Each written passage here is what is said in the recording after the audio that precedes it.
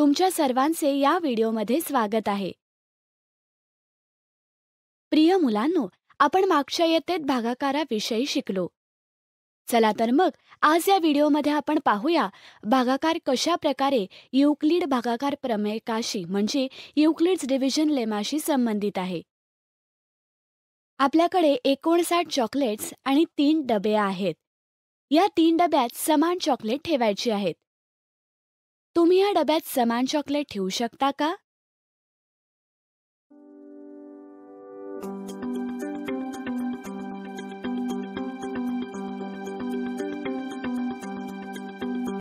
शाबास!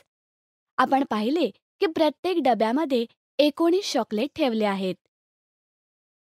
तरीही 2 चॉकलेट बाकी राहतात. जरा विचार करा, तुम्ही याचे उत्तर नेहमीच्या भागाकाराने सोडवू शकता का? एकदम बरोबर. सोडवल्यावर आपल्याला भाग 19 आणि बाकी 2 मिळते. इथे 3 भाजक आणि 59 भाज्य आहेत. जर आता ती चॉकलेट्स 3 ऐवजी 5 डब्यात समान ठेवायची असतील तर सांगा पाहू काय कराल?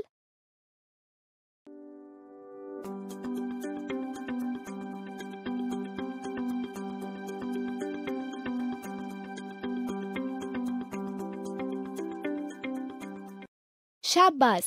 आता आपल्याकडे प्रत्येक डब्यात 11 चॉकलेट्स आहेत आणि 4 चॉकलेट्स अजूनही बाकी आहेत, ज्याला आपण अशा प्रकारे दाखवतो.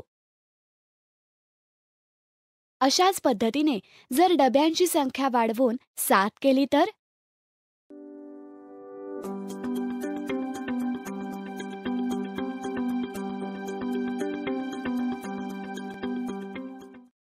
आपण पाहतोय की प्रत्येक डब्यामध्ये 8 चॉकलेट्स बसतात आणि तरीही 3 चॉकलेट्स बाकी उरतात, ज्याला आपण असे दर्शवतो. वरील तिन्ही ठिकाणी आपण पाहिले की भाज्य आणि भाजक दोन्ही पूर्ण संख्या आहेत. जिथे भाज्य 59ला भाजक 3, 5, 7 ने भागल्यावर बाकी 2, 4, 3 उरते. नीट पाहिल्यावर आपल्याला समजेल की तिन्ही वेळेला बाकी भाजकाहून छोटी आहे.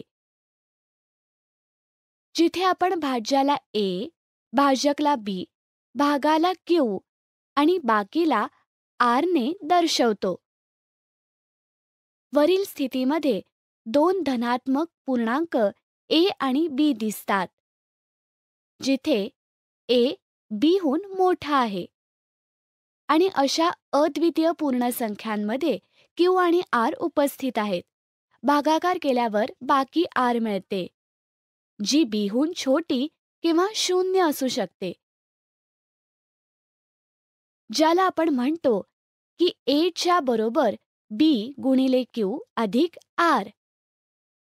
याला युक्लिड भागाकार प्रमेयिका म्हणजे युक्लिड्स डिव्हिजन लेमा म्हणतात.